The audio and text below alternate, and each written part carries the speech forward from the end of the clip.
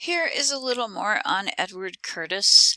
The one that's on our right is rather unique. It's called an orotone. It's a direct positive on a glass plate, and it's called Prayer to the Stars. This is another example of Curtis's work showing the Native American as devoted spiritually. It is pure, direct belief, and by doing this, Curtis is elevating the belief system and the Native American attached to that belief system. Also pretty much showing Native Americans living in very close connection with nature, and in this case with the skies. The one that's on the left is one of Curtis's most famous images. It's of Chief Joseph. He was a Nez Perce. He is depicted here as, I would say, sad and noble at the same time. He was originally from the Northwest Coast region, Oregon or Washington. He attempted to lead his people out of the reservation after they had been removed from their original land and resettled. And he almost, I understand, made it to the border with Canada when he was captured. He was imprisoned, and I think he was in prison for 8 years before he was released. His people had been returned to the reservation, and he famously said, quote, "I will fight no more forever." This particular image suggests that kind of acceptance and the sadness that comes along with it, and the understanding that it was no longer possible to continue the fight. This, I think justifiably so, is one of Curtis's most famous images. Chief Joseph also is at the same time dressed in his elite regalia, which is something that Curtis would have very much anticipated incorporating into an image of an historically important American Indian figure. Curtis's records of Indian life, then, are often interpretations coming from his own imagination, and quite literally are, in fact, works of art. They show an ideal form of life where individuals live in harmony with nature and follow traditions.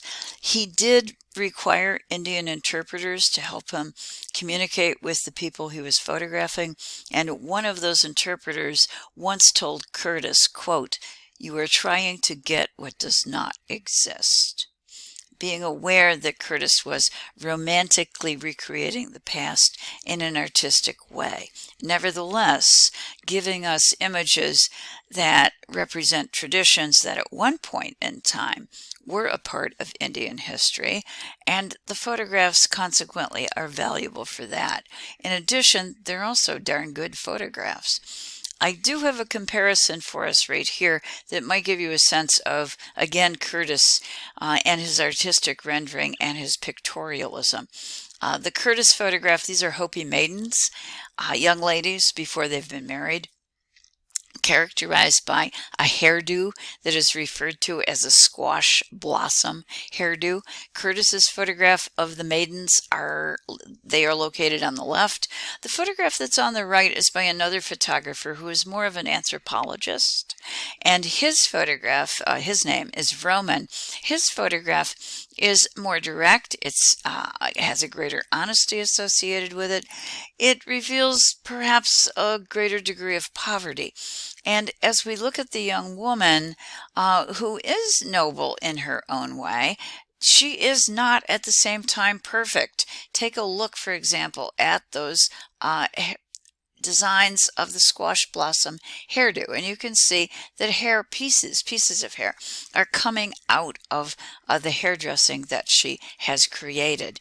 This is a young lady, important and dignified, yes, but she's not perfect.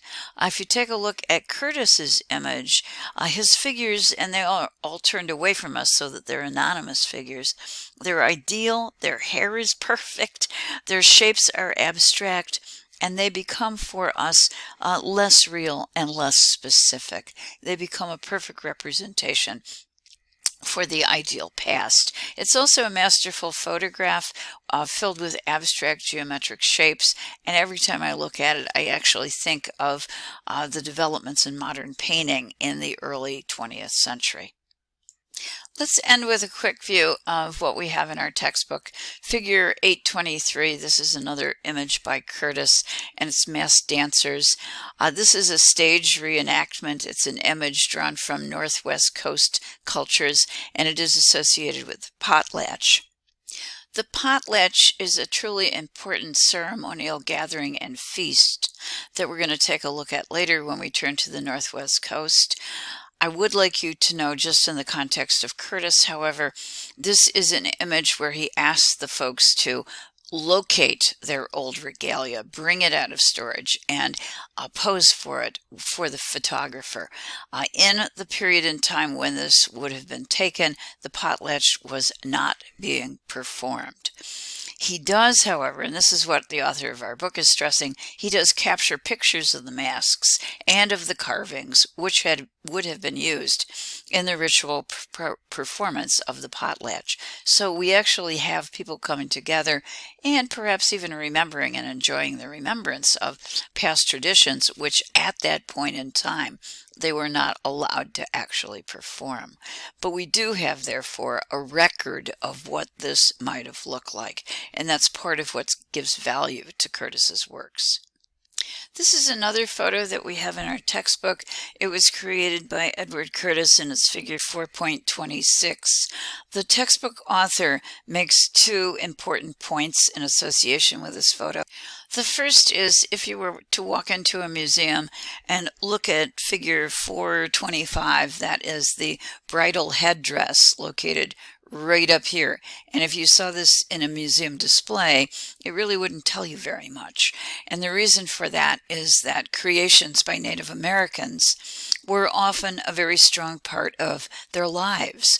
These objects could be worn, they could be used, and they could often be carried about and moved. They could make sounds, for example, that were a part of their ambience. And that's true for this particular piece as well. So a very strong reminder that by putting these objects into museums, we're taking them far away from their original context. The second point that the author of our textbook makes is that the bride, who's depicted here in the photograph, is wearing on this headdress, and this portion of it right here would be over her forehead, over her face. I think you can see it best in the biggest one. Incorporated into the bridal headdress are Chinese coins. Crazy, I know that sounds, but it was part of the global trade network that Native Americans were engaged in after the period of contact. So it is an indication of opening up to outside materials that are incorporated into artistic designs that we would consider to be completely authentic. I guess the additional question we have to raise, though, is, was this a truly authentic experience that Curtis was recording? Because we often know that when he goes to do photographs, he is staging his images. Was this young lady still displaying bride wealth, essentially her wealth and status, through the elegant regalia that had been traditionally used by her people? And with Curtis photographs, we can't always be sure. We have an additional Curtis photo in our textbook, figure 1.26, swallow bird, located on the right of our screen. This photograph was taken in 1908, and our author is talking about it in terms of, quote, the power of personal adornment. One of the characteristics of Curtis's photographs is that his portraits tend to stare directly into the camera, often formally and frontally, as Swallowbird is doing in the photo on the right. They also are adorned with what we presume is their best regalia, and that regalia tends to say something about them, their status within society. It gives us a sense of their position, and it gives us a sense of their self. It becomes a way of constructing a vision of yourself in a manner in which you wish the world to view you. That might, for Native Americans, include body paint or tattoos. And if you look very closely at my photograph, you're going to see over here that there are some lines coming down from the eye of Swallowbird, and that is certainly body decoration. This photograph, like some of Curtis's other photos, has been re-examined in the 20th century. This is located in our textbook. It's figure 126, and it's our Curtis in the center, Swallowbird, flanked on both sides by modern photographs by Jeff Thomas. He, who is Native American, is creating an image of a fellow Native American whose name is Joseph Crow.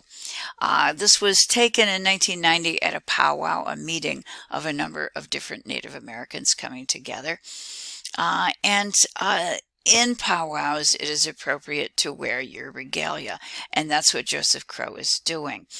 This is a sample of one of many photographs that Jeff Thomas has taken where he juxtaposes his modern images next to Edward Curtis in a way that forces us to re-examine what it is that Curtis was actually saying.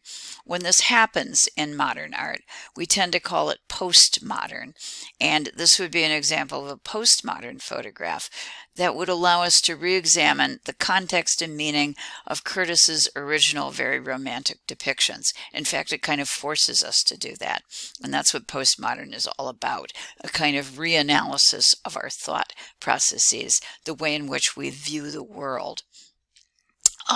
Jeff Thomas is giving us images of Native Americans that he juxtaposes against Curtis with the intent, literally, and he says this, of starting a dialogue, and with the idea of understanding perceptions of Native Americans, and also probably coming to understand perceptions about ourselves and the way in which we create our ideas and our values. A closing remark on colorization. A number of Curtis's famous photographs have recently been colorized, and we're looking at an example of two interpretations of Swallowbird right here. As artists, perhaps this is something that will be disturbing to you, to have someone else come along and change your vision, to take it and to take ownership of it. For me, I've got to say I don't particularly like the colorization. I would prefer to look at the original and the intention of the original creator. But I leave it to you because it is a trend, and you need to know this. It is a trend that's taking place now, and it's not just Curtis's works, it's works by other famous photographers as well that are continuing to be colorized. And by colorizing them, the mood of the photograph and the message sometimes is actually changing.